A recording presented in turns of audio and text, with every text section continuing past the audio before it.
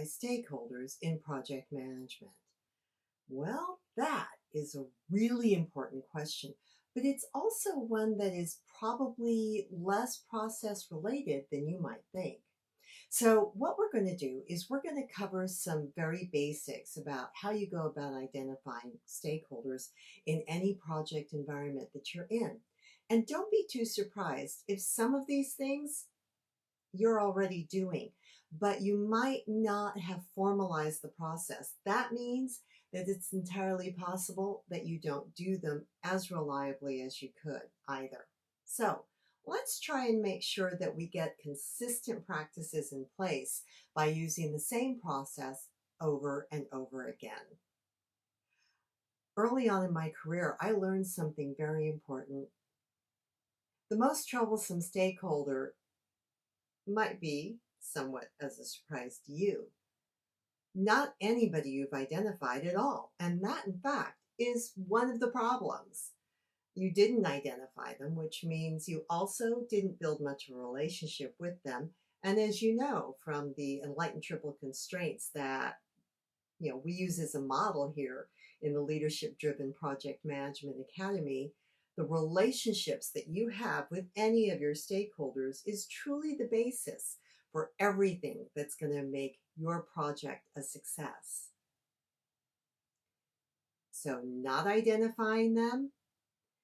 Well, let's just say that there was a meeting room that I was in, and I remember at the time thinking to myself, I will never do that again. Ever.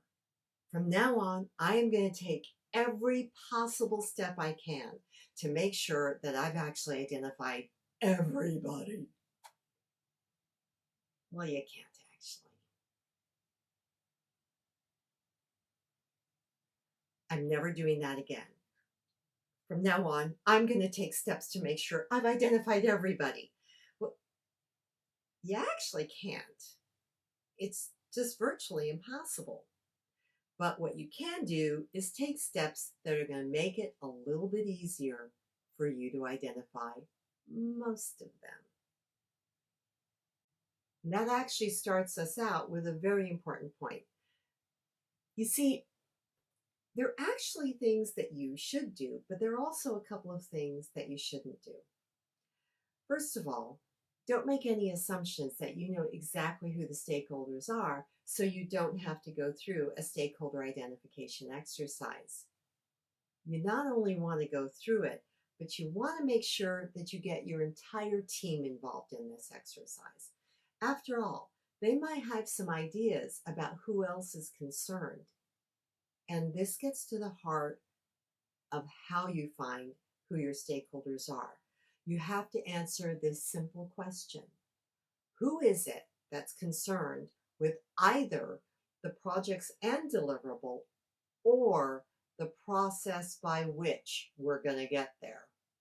And if they're concerned with either of those things, they're a stakeholder. And sometimes your teammates have some really good insights about who counts in that equation. So make sure that you make this a little bit of a team effort. Doesn't hurt that it's also not a bad team building exercise. So step one, get everybody involved as possible. Don't forget your sponsor, by the way. Your project sponsor is not only one of your biggest stakeholders, one of your most key stakeholders, but your project sponsor is also somebody who can give you some valuable insight into who else in the organization might be stakeholders. Step two, make sure you document this. Oh, by the way, if you think that these helpful hints that we've been giving in our video lessons are useful, please like and subscribe because we release these on a regular basis and we'd love to have you as part of our regular audience. And if there are any topics that you're interested in getting, please make sure to get a hold of us at the Leadership Driven Project Management Academy on Facebook or at www.ksppartnership.com. Okay, back to the main topic at hand.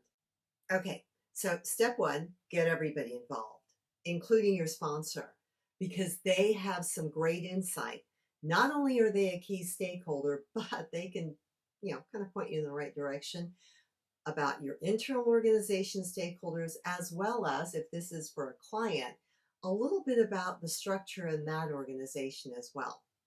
Then make sure you document this. We don't ask you to document stuff because we're interested in seeing if we can talk you into busy work.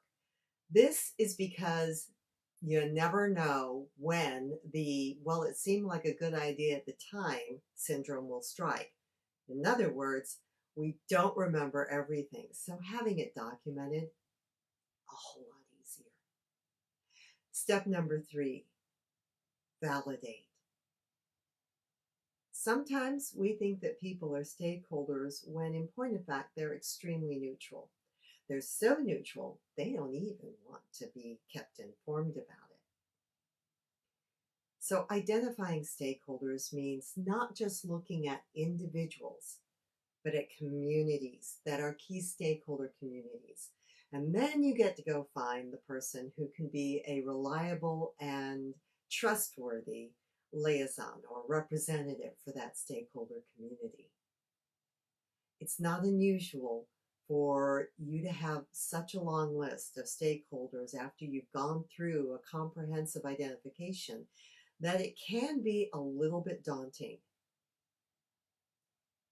But it's still important because if you think about it, the time that you invest in identifying these people, nailing down what their interests are, and making sure you understand whether they're with you or not so much, is nothing compared to the grief that will happen if you end up sitting in a boardroom like I did, thinking to yourself, I will never forget to identify all stakeholders again. I will never forget to identify all stakeholders again. I will never, ever forget to identify all stakeholders again. This is not scar tissue you really need. And take it from me, there is an easier way to learn how to do it. We're going to be talking later in another video lesson a little bit about how stakeholder identification and the communications plan all tie together. So join us for that one. Leadership-driven project management is all about how the relationships and expectations of your stakeholders are going to affect your team, your project, and ultimately your project success. So these lessons are geared towards really quick things that you can do immediately. And we want to make sure that we give you things that are actionable without any further description or explanation from us. But if in fact you find that you have some questions, please don't hesitate to give us a holler. If you like what we said and you have something to add, wonderful.